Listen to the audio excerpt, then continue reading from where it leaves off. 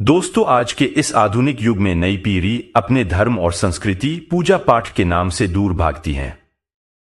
कई बच्चों को तो अपने सनातन धर्म और संस्कृति के बारे में ज्ञान ही नहीं है।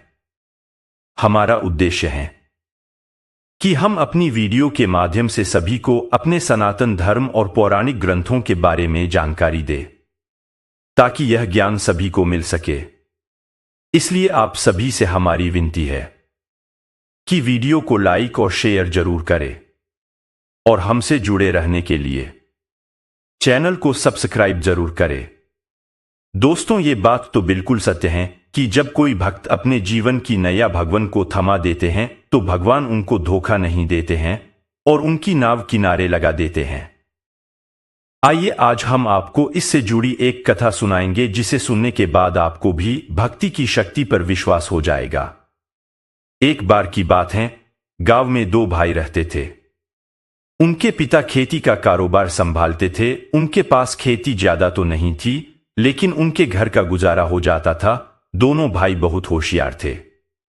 बड़ा भाई पिता के साथ खेती में काम कराता था और छोटा भाई शहर में काम करता था। बड़ा भाई भगवान का बहुत बड़ा भक्त था और वह हर वक्त हर एक कार्य को करने से पहले भगवान को याद करता रहता था। लेकिन छोटे भाई को यह बिल्कुल भी अच्छा नहीं लगता था। उसका भगवान पर भरोसा नहीं था। वह इन सब चीजों सब एक अंधविश्वास समझता था। दोनों भाइयों की अभी तक शादी भी नहीं हुई थी। दोनों भाई बहुत ईमानदारी से अपना काम करते थे।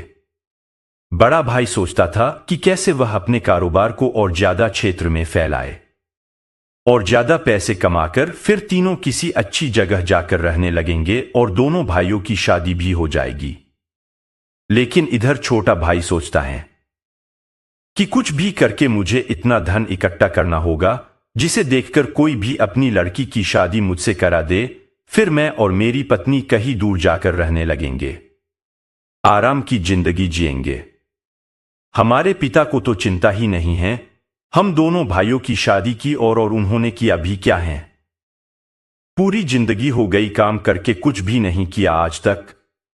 एक दिन पिता ने दोनों भाइयों को बुलाया और कहा, मेरे पास दो अनमोल हीरे हैं जो मेरे दादाजी ने तुम्हारे दादाजी को दिया और तुम्हारे दादाजी ने मुझे दिया था और मैंने अच्छी तरह से संभाल कर रखे थे। मैं आज वो दोनों हीरे एक एक दोनों को दूंगा, जिसको बेचकर पैसों की सहायता से अपने अपने दिमाग का उपयोग करके अपना घर बसा लेना। और मुझे पता है कि तुम दोनों बहुत होशियार हो।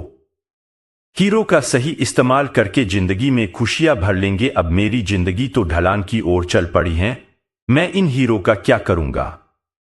दोनों भाई ने अपने अपने हीरे लेकर सोचने लगे कि किस तरह से हीरे का उपयोग किया जाए। बड़े भाई ने सब अपने भगवान पर छोड़ दिया और बोला, प्रभु आप ही मुझे सद्बुद्धि देना कि मैं किस तरह हीरे को बेचकर अपने खेती के कारोबार को और ज्यादा बढ़ा सकूं। आसपास की सारी बिकाऊ जमीन को खरीदकर जी जान से मेहनत करके बहुत सारे पैसे कमाऊंगा। पैसों से गांव में एक बड़ा घर बनाऊंगा और इतने में कोई न कोई रिश्ता आ ही जाएगा और शादी करके पिताजी के साथ खुशी की जिंदगी जीने लगेंगे। और फिर अपना काम शुरू किया और बहुत बड़ी लगन से मेहनत करने लगा। और इधर छोटा भाई सोचता है कि इस हीरे को बेचकर एक बहुत बड़ा घर बनाकर शादी करके पिताजी के साथ आराम की जिंदगी जिएंगे। हीरा बहुत महंगा है, काफी पैसे आएंगे, काम भी नहीं करना पड़ेगा। हीरा बेचकर छोटे भाई ने बहुत बड़ा मकान बनाया, जिसमें आधा पैसा खर्च हो गया और आधे पैसे से अपनी शादी करके रहने लगा। धीरे धीरे घर खर्चे में पैसे खत्म होने लगे और घर का बोझ भी बढ़ गया था और दो बच्चे भी हो गए थे तथा कुछ दिनों में सारे पैसे खर्च हो गए। इधर बड़े भाई ने खेती के कारोबार में बढ़ोतरी करके एक अच्छी लाइन बना ली और बहुत सारे पैसे भी कमाए, मकान भी बनाया और उसी में भगवान का एक मंदिर भी बनवाया और भगवान की कृपा से रिश्ता आने पर शादी भी कर ली तथा अपने पिता के साथ बेहद खुशी की जिंदगी जीने लगा। और इधर छोटा भाई पैसे खत्म होने पर फिर से गांव चला गया और भाई की संपत्ति देखकर हैरान हो गया। तभी उसकी पत्नी ने पूछा, तुम दोनों के पास तो बराबर संपत्ति और एक एक हीरा था, तो फिर बड़े भाई के पास इतनी ज्यादा संपत्ति और खुशी की जिंदगी कैसे?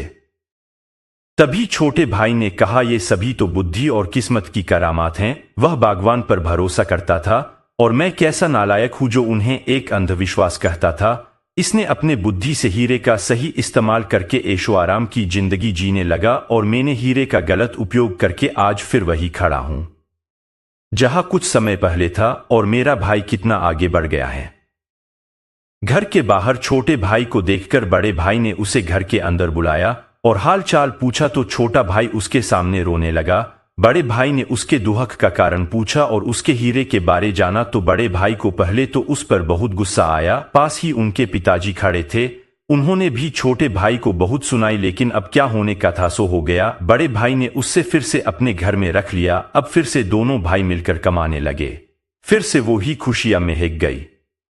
दोस्तों, इस कहानी से हमें यह सीख मिलती है, कभी भी अपने परिवार के प्रति ईर्ष्या न करें। अपना परिवार अपना होता है, जिसकी जगह कोई नहीं ले सकता है। हम हर बार सोचते हैं कि मैं अब परेशान हो गया हूं, तंग आ चुका हूं, अब मैं आपसे दूर रहना चाहता हूं। ये सारी बातें गलत हैं। परिवार का साथ कभी भी नहीं छोड़ना चाहिए और भगवान पर भरोसा करने वाले को भगवान कभी भी गलत रास्ते पर नहीं जाने देते हैं।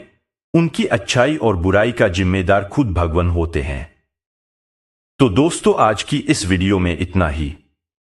आपको हमारी वीडियो कैसी लगी कृपया कमेंट में जरूर बताएं और अपने मित्रों में वीडियो को शेयर जरूर करें।